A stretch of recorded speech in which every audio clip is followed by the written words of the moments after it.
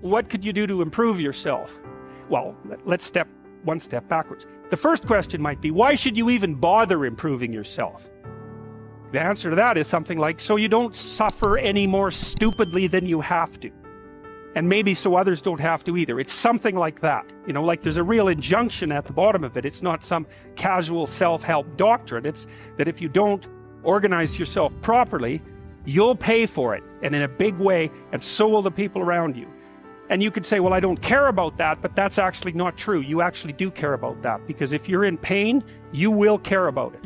It's very rare that you can find someone who's in excruciating pain who would ever say, well, it would be no better if I was out of this. Well, so then the question might be, well, how would you go about getting your act together? And the answer to that is something like, look around for something that bothers you and see if you can fix it. You can do this in a room. It's quite fun to do it just when you're sitting in a room, like a room, maybe your bedroom. You can sit there and just sort of meditate on it and think, okay, if I wanted to spend 10 minutes making this room better, what would I have to do? And you have to ask yourself that, right? It's not a command, it's like a genuine question. And things will pop out in the room. There's a stack of papers over there that's kind of bugging you, and you know that maybe a little order there would be a good thing. And there's some rubbish behind your computer monitor that you haven't attended to for like 6 months. And if you allow yourself just to consider the expanse in which you exist at that moment, there'll be all sorts of things that'll pop out in it that you could just fix. You fix 100 things like that, your life will be a lot different. Now, I often tell people too, fix the things you repeat every day, because people tend to think of those as trivial, right? You get up, you brush your teeth, you have your breakfast, you know, you have your routines that you go through every day. Well, those probably constitute 50% of your life. And people think, well, they're mundane, I don't need to pay attention to them. It's like, no, that's exactly wrong. The things you do every day, those are the most important things you do, hands down.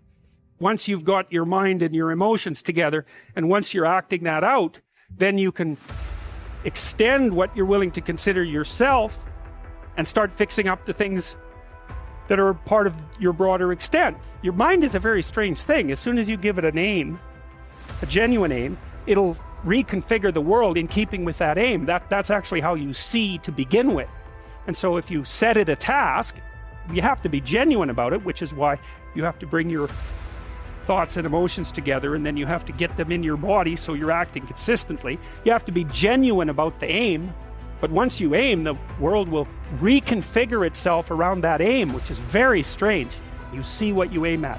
One inference you might draw from that is, be careful what you aim at. What you aim at determines the way the world manifests itself to you. And so if the world is manifesting itself in a very negative way, one thing to ask is, are you aiming at the right thing? Now, you know, I'm not trying to reduce everybody's problems to an improper aim. There's a random element to being, that's for sure. But it's still a great thing to ask. Ask and it shall be given you. Seek and ye shall find. Knock and it shall be opened unto you. For everyone that asketh receiveth, and he that seeketh findeth, and to him that knocketh it shall be opened. People's lives aren't what they would like them to be. And so then you ask, why? Well, forget about tragedy and catastrophe, because that's self-evident, and we're not going to discuss that. But one of the main reasons that people don't get what they want is because they don't actually figure out what it is. And the probability that you're going to get what would be good for you, let's say, which would even be better than what you want, right? Because you might be wrong about what you want, easily. But maybe you could get what would really be good for you. Well, why don't you? Well, because you don't try. You don't think, okay, here's what I would like if I could have it. And I don't mean in a way that you manipulate the world to force it to deliver you goods for status or something like that. That isn't what I mean. I mean something like, imagine that you were taking care of yourself like you were someone you actually cared for. And then you thought, okay, I'm caring for this person. I would like things to go as well for them as possible. What would their life have to be like in order for that to be the case? Well, people don't do that. They don't sit down and think, all right, you know, let's figure it out. You've got a life. It's hard, obviously. It's like 3 years from now, you can have what you need. You got to be careful about it. You can't have everything. You can have what would be good for you, but you have to figure out what it is, and then you have to aim at it.